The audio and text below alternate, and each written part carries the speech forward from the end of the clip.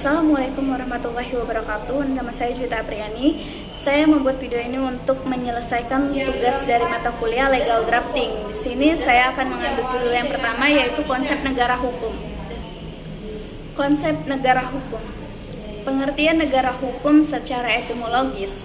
Istilah dari negara hukum berasal dari bahasa Belanda, yaitu Rechtsstaat, atau dalam bahasa Inggris bermakna the state according to law.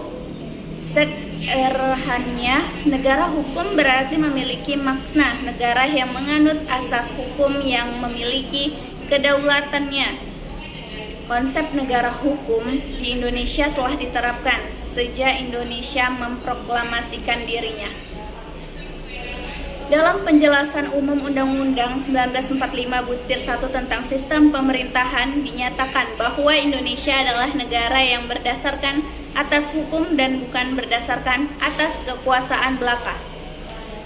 Konsep negara hukum pada dasarnya, negara hukum memiliki konsep the rule of law, yang berarti negara dalam menjalankan fungsinya harus berdasarkan asas hukum.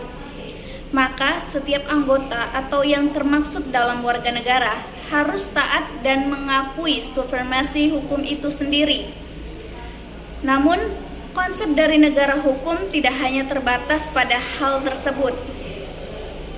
Negara hukum juga memiliki konsep nomos krae yang secara etimologis berasal dari kata nomos yang bermakna norma dan kreti yang memiliki arti kekuasaan. Karena itu istilah dari nomokrasi dapat dimaknai bahwa hukum menjadi dasar dari setiap tindakan pemerintah maupun rakyat yang menjadi bagian dari negara yang utuh.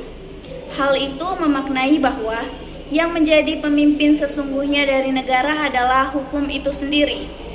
Dia membawahi setiap dari elemen-elemen negaraan. Unsur-unsur negara hukum menurut Julius Stahl. Konsep negara hukum yang disebutnya dengan istilah Rechtsstaat itu mencakup 4 elemen penting, yaitu yang pertama perlindungan hak asasi manusia, yang kedua pembagian kekuasaan, yang ketiga pemerintahan berdasarkan undang-undang, yang keempat peradilan tata usaha negara.